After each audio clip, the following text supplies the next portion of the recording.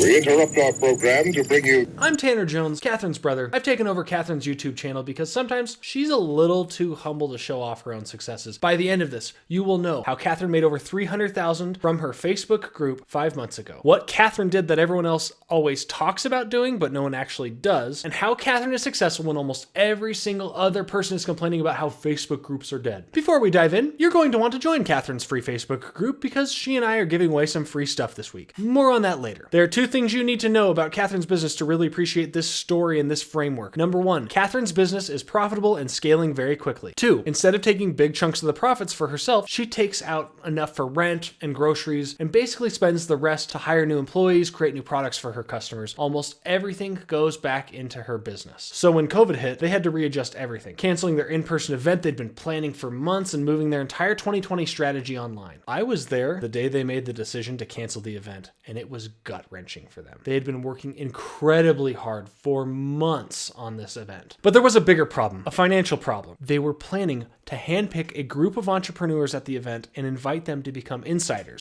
Catherine's top-tier coaching program for creating seven-figure movements. And now, they couldn't do that. So what do you do when you've got a team of employees, each with their own families to feed and mortgages to pay, and a once-in-a-century pandemic completely ruins your plans for the biggest product launch of the year? Well, the answer is you gotta do something, and you gotta do it fast, and it better work the first time. And that's when Catherine hatched a plan. An entrepreneur friend of hers had had success earlier with a Facebook group. But there was a catch. To pull off what her friend did was going to cost her. Specifically, she calculated it would cost about $42,000, accounting for her time, her employees' time, marketing consultants, ads, copywriting, everything. And keep in mind, there's no guarantee it would work. Side note, there is a much cheaper way to do this now because of structural changes to Facebook that have been made, but that's a different story for a different day. At this point in time, it was the most optimal way to do this. So she looked at the price tag, looked at her canceled event, looked at her employees, and she made the choice to dive in because when a pandemic has just sucker punched your business, you don't have much of a choice in the first place. So let's get to the good stuff. Here is the strategy of what she did.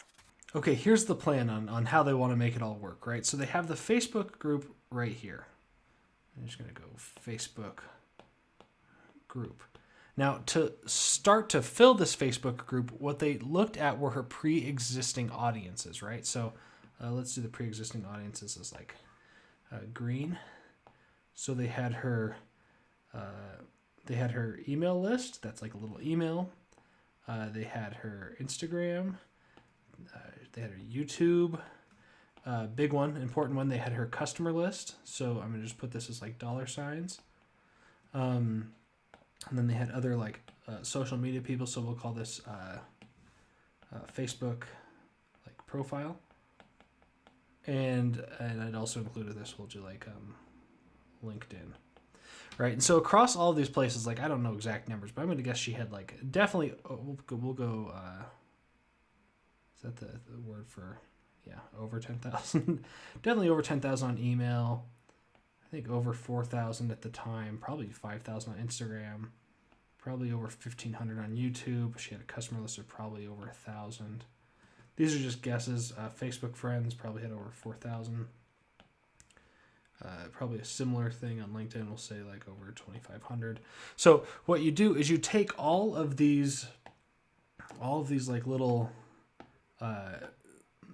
smaller pods of audiences that you have, and you take them all and you want to push them all to this Facebook group.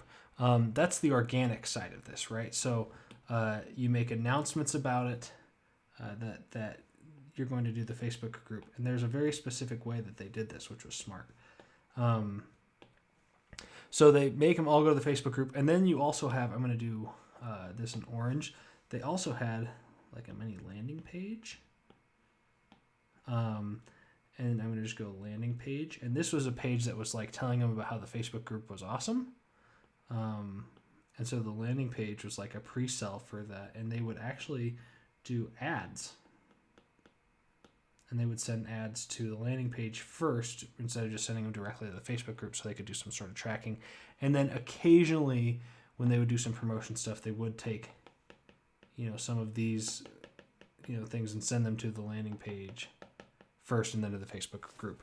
But the basic gist is you have your organic in green and your paid in orange, and it's all going to your Facebook group. And then as people are coming into your Facebook group, the big thing that you are promoting is this.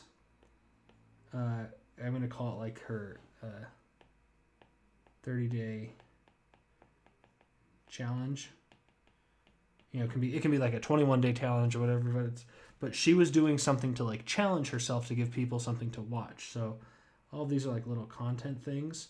So it's like, this is day 1, 2, 3, and every day she was doing something that was like a mindset thing and blah, blah, blah, right? So she's doing all of these things, and the purpose for that is so that when she reaches out to these, to like her email list, she has something to say to them other than just like, oh, hey, you should join my Facebook group. It's like, hey, I just, ran a marathon in a day or whatever.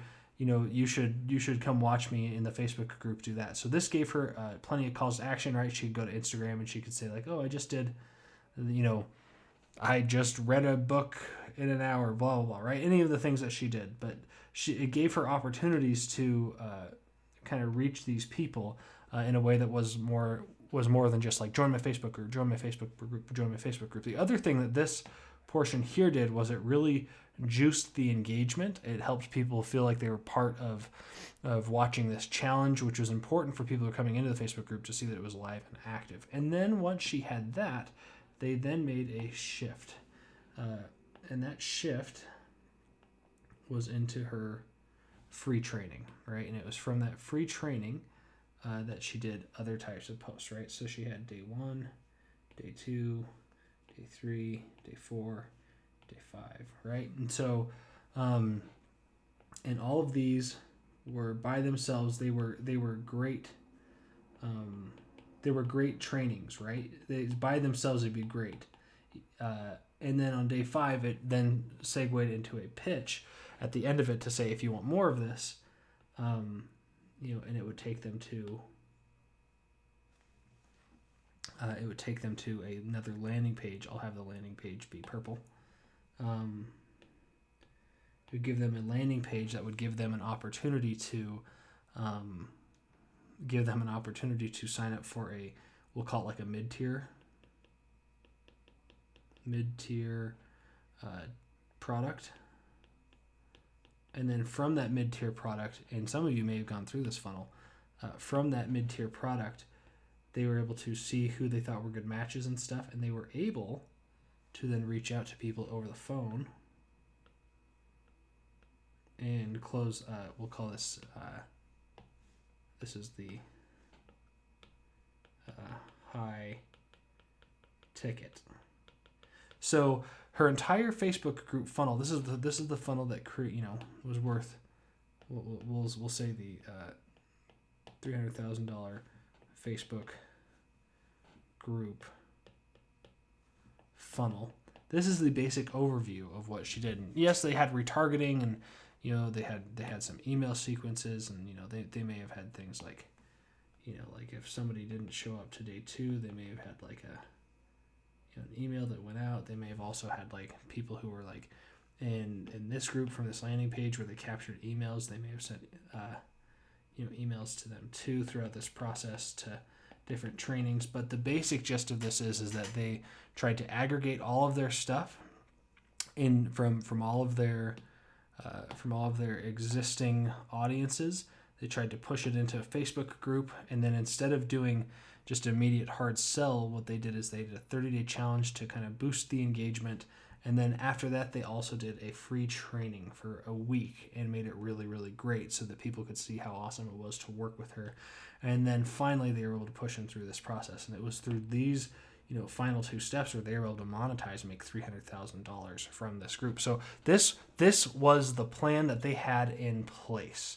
Looked simple enough, right? We just have to follow the flow chart. And she and her team executed the first half beautifully. The challenges, the funnels, the buzz. There was just one problem. The shortened time frame made trying to grow the group as much as they wanted to very difficult. One marketing consultant suggested they spend even more on ads, thousands of dollars on ads, to try and get more people. And altogether, they finished with around 4,000 people in the group. Now that's an impressive group size for one that was just started a few months prior, but there's a rule in internet marketing that says the average internet marketer can generate $1 per month per email opt-in that they receive. So the value of connecting with someone over email is $1 a month. What's the value of a Facebook group member? Because even if it's 10 times that amount, Catherine was still going to lose money on the launch.